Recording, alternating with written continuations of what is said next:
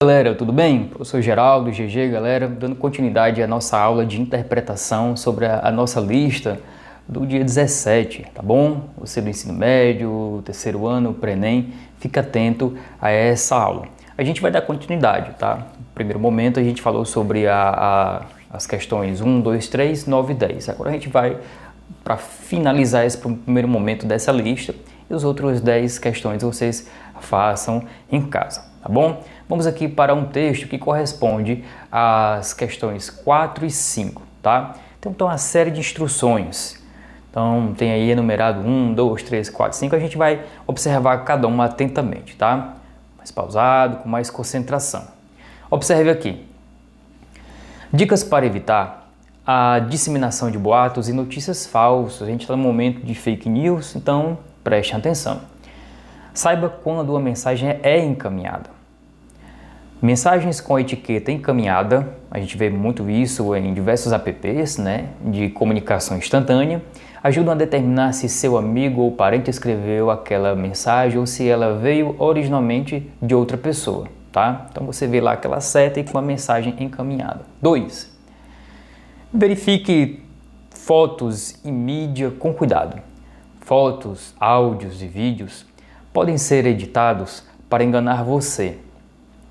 Procure por fontes de notícias confiáveis para ver se a história está sendo reportada também em outros veículos. Quando a notícia ela é reportada em vários canais confiáveis, é mais provável que ela seja verdadeira. 3. Fique atento a mensagens que parecem estranhas. Muitas mensagens ou links para sites que contêm boatos ou notícias falsas apresentam erros de português. Procure por esses sinais para verificar se a informação é confiável. 4.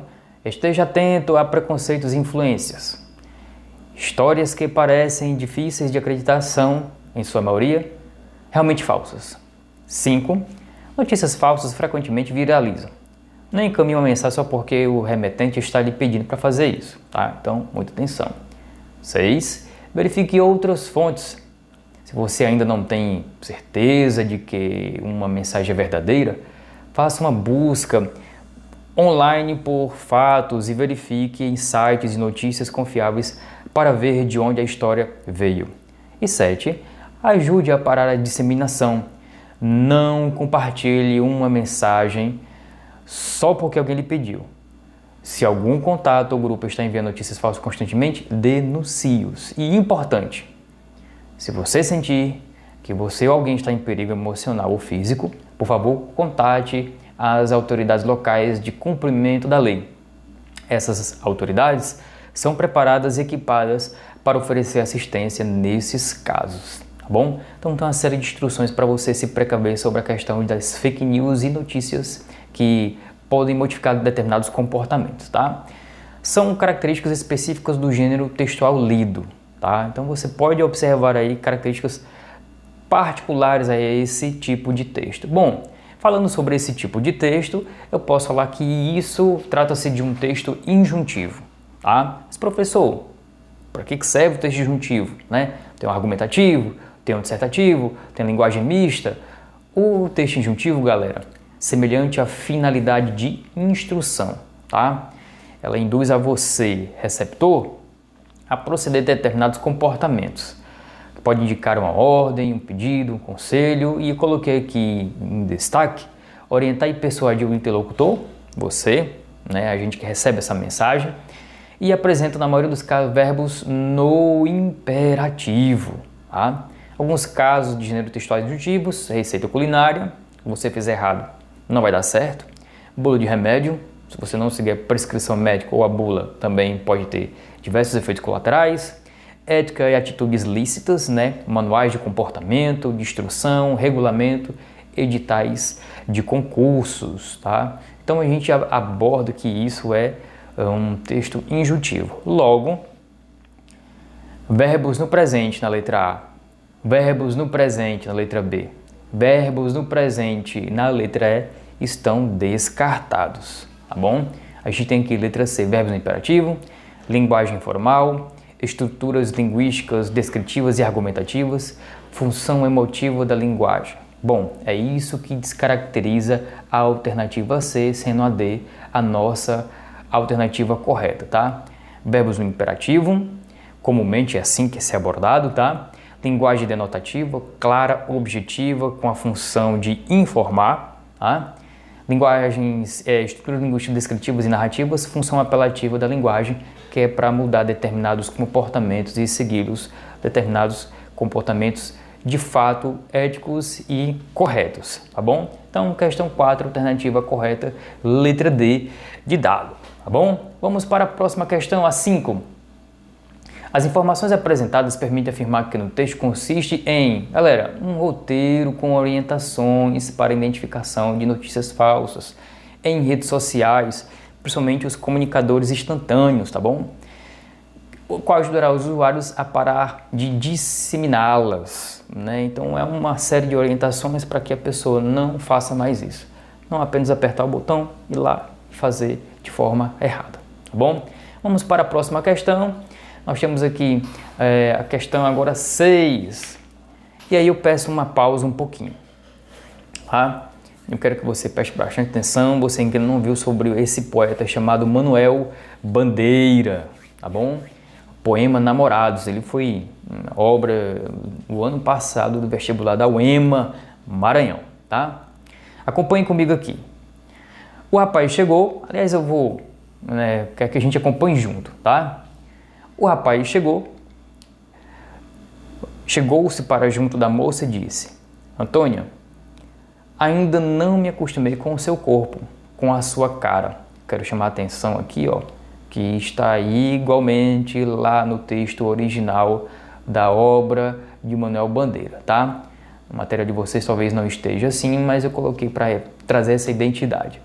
A moça olhou de lado e esperou. Você não sabe quando a gente é criança e de repente vê uma lagarta listada? Olha só que a lagartinha. A moça se lembrava, a gente fica olhando. A meninice brincou de novo nos olhos dela.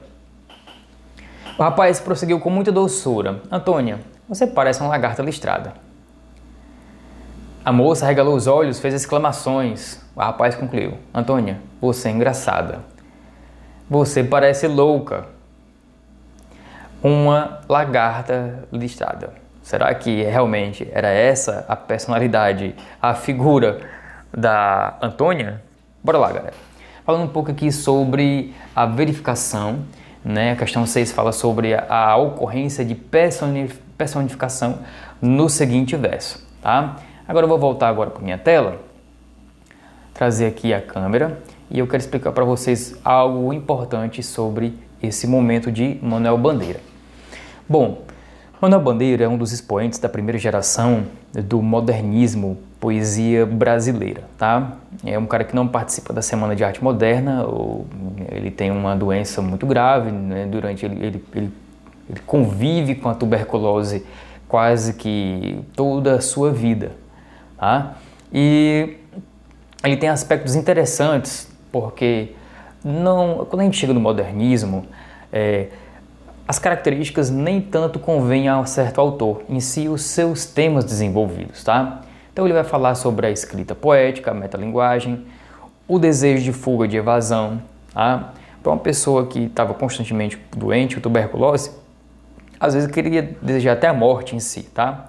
Um pouco da memória do resgate infantil, né? Ele fala sobre Recife, o nome do poema é Recife, evocação a Recife, e os diversos temas, família, cotidiano, o poema Pneumotórax que vai falar sobre o procedimento dele sobre escavação do pulmão. Crenças brasileiras, vai ter momentos que a gente vai estudar ao longo todo o ensino médio, um pouco sobre aquilo que ele fala de cultura brasileira através dos seus poemas, tá? Cenas da vida brasileira, principalmente o lado social com aquele poema O Bicho, né, o Homem, e o tom confessional. Parece que ele está te contando certos segredos, certos detalhes da vida dele, ou certa forma de observar o mundo, a vida, tá? Então fica a dica para você a respeito do poema sobre os temas mais comuns de Manuel Bandeira, tá bom? Vamos lá. Fala sobre personificação, que também é chamado de prosopopeia, tá? E é uma parte fingida, é uma máscara, ou seja, e dando características de pessoas a objetos inanimados, animais, coisas da natureza, tá? A figura de linguagem prosopopeia também é conhecida pelos nomes de personificação, olha aí, animização, e antropomorfismo. Olha só que curioso, né? Mas isso nem sempre é dessa forma. No decorrer das nossas aulas eu vou estar explicando como é que se chega a essa animização e nesse antropomorfismo. Toda vez que atribuímos a atitudes, sentimentos a seres inanimados, pessoas já falecidas, animais, fenômenos da natureza ou figuras imaginárias, estamos criando aí uma prosopopeia, estamos aí fazendo uma personificação de determinado assunto. Verifica-se a ocorrência de personificação do seguinte verso. Na letra A, Antônia, você parece uma lagarta listada. Letra B, a moça regalou os olhos, fez exclamações. Letra C, a meninice brincou de novo nos olhos dela. Antônia, você é engraçada, você parece louca. Letra E, a moça olhou de lado e esperou. Bom, de todas as alternativas, apenas a letra C, galera, não fala sobre a personagem Antônia e fala sobre o seu momento de infância, ou seja, a infância criou uma vida, a meninice brincou de novo nos olhos dela. Ou seja, né, parece que ela trouxe na memória lembranças do passado. Por isso que ela falou assim, a meninice brincou de novo, tá bom? Então, trai a perspectiva sobre a personificação no verso de Manuel Bandeira, tá? Questão 7. Questão 7, ela fala sobre a revista SA, que é uma revista que fala sobre tratos financeiros, né? E acompanhe comigo aqui o texto. Manter as contas sob controle e as finanças saudáveis parece um objetivo inatingível para você? Acho que para grande parte da gente, mais no momento que nós vivemos atualmente. Guardar dinheiro é muito difícil. Tenha a certeza de que você não está sozinho. A bagunça da vida financeira compromete os sonhos de muita gente no Brasil. É por isso que nós lançamos pelo 3º ano consecutivo este especial com informações que ajudam a encarar a situação de forma prática, sem malabarismos, mas com toda boa dose de disciplina. É possível quitar as dívidas, organizar os gastos, fazer planos de consumo que caibam em seus rendimentos mensais e estruturar os investimentos para fazer o dinheiro que sobra render mais. Ter dinheiro para viver melhor está diretamente relacionado à sua capacidade de se organizar e de eleger prioridades na hora de gastar. Aceite o desafio e boa leitura. E aí vai falar sobre essa questão do manual de como você vai economizar dinheiro e você pode fazer os seus grandes sonhos com esse dinheiro, tá? No trecho apresentado, são utilizados vários argumentos que demonstram que o objetivo principal do produtor do texto em relação ao público-alvo da revista é... Aí eu quero chamar a atenção no seguinte. Eu coloquei aqui desse lado destacado a competência 7, confrontar opiniões e pontos de vista sobre diferentes linguagens e suas manifestações específicas. O que é que o texto está falando? Que é possível você guardar dinheiro. Como? É uma mágica? Não. Ele vai provar que isso não é mágica. E a habilidade 23, inferir um texto, concluir um texto, né, entender, compreender quais são os objetivos de seu produtor e quem é seu público-alvo. Quem precisa economizar, tá? Para que você nunca viu a capa, essa é a revista Você S.A. Dinheiro, como fazer escolhas melhores. Olha só, mercado, carreira, renda extra, como fazer suas escolhas melhores, dinheiro aqui, especial seguros, ou seja, tudo que diz respeito a termos de finanças, tá bom?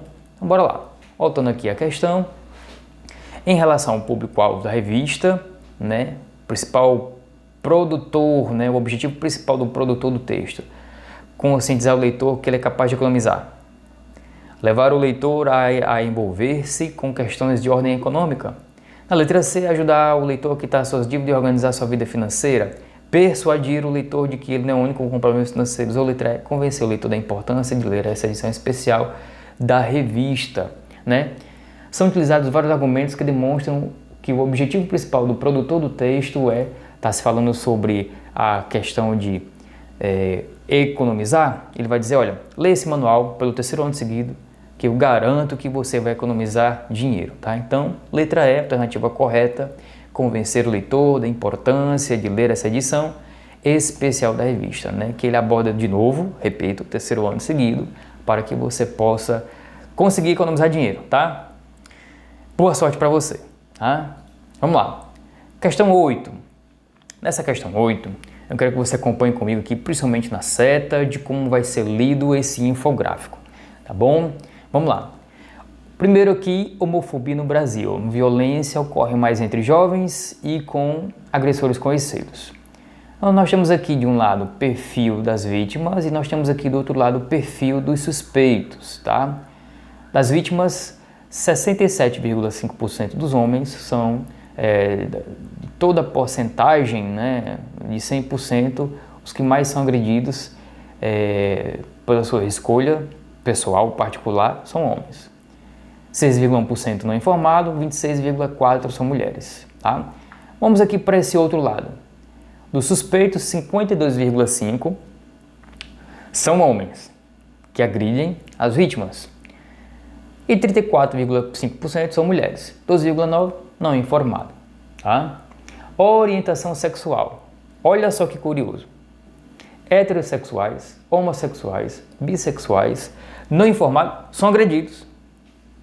O que dá-se a entender que as vítimas de homofobia também são héteros, também são bis e também é um público não declarado, não informado. O que dá-se a entender que apenas pela aparência, o jeito a pessoa leva pancada por achar que um outro doido está batendo, né? Que a pessoa é gay e que merece porrada. Um absurdo total. Desse outro lado aqui, orientação sexual, né? O perfil dos suspeitos, dos heterossexuais, 43,9%. Homossexuais, 9,5%, né? Que agridem outras pessoas das vítimas. Bissexuais, 2,2%, perdão, e não informado, 44,4%. Tá? Por raça, a branca, 44,5% e negra, mais espancada. Não informado, não foi colocado aqui sobre porcentagem. Com raça do perfil dos suspeitos, branco, negro e não informado. Ou seja, está muito bem equilibrado. Vítimas conheciam os suspeitos, 62%. Dos ataques homofóbicos, 38,2% eram familiares. Olha só que dado curioso, né? E triste. 35,8% eram vizinhos. Desse lado aqui, 69% tinha de 15 a 29 anos. E aqui tem um asterisco, tá? Do total que teve a idade informada. E aqui, dos perfis dos suspeitos, 40% tinha de 15 a 29 anos. Deixa eu voltar aqui também do total que teve a idade informada, tá bom? Fonte relatório da violência homofóbica no Brasil, né? Secretaria Nacional de Direitos Humanos. Então, a gente analisou todos os dados do infográfico. Agora, a gente vai no jogo de vai e volta para poder compreender alternativa sim, alternativa não e a questão a ser marcada, tá bom? Vamos lá. Na letra A tem assim, o número de homossexuais que sofrem violência no Brasil, 62%, é maior do que países estrangeiros. Eu volto aqui, não vejo dado absolutamente sobre dados estrangeiros. Logo, letra A está errada. Na letra B, pessoas com orientação heterossexual confundidas com homoafetivos também podem ser alvos da homofobia. Bom, voltando aqui no texto, a gente tem aqui uma pequena porcentagem, mas ainda assim sofrem agressões. Talvez por apresentar uma aparência, né, que ninguém sabe dizer qual é certo e qual é errado, né? A pessoa que agride é uma pessoa que não tem noção de juízo, mas mesmo assim coloca aqui como 1,6. Por enquanto a letra B tem certa coerência, tá? Tem uma coerência sim. Na letra C, os homens heterossexuais estão entre os dois perfis de orientação sexual que menos agride a população homoafetiva. Voltando aqui no texto, olha a maioria dos suspeitos que agridem as vítimas, C está errado. Tá? Na letra D, mulheres brancas homoafetivas de classe média encontram-se entre o perfil mais vulnerável a ataques homofóbicos. Não é falado sobre a questão de condição social nos textos, tá? No infográfico, a alternativa D está errada. E letra E, mais da metade dos agressores de pessoas homoafetivas apresentam faixa etária entre 15 e 29 anos. Vou repetir, mais da metade dos agressores de pessoas homoafetivas apresentam faixa etária entre 15 e 29 anos. Aqui fala sobre 40%, aqui não fala sobre mais da metade, tá bom? Então, a alternativa correta, letra B de bola, tá bom? Galera, é isso, tá? Espero que vocês tenham aprendido um pouco dessa lista. Bons estudos, a gente se vê numa próxima oportunidade de videoaula, tá bom?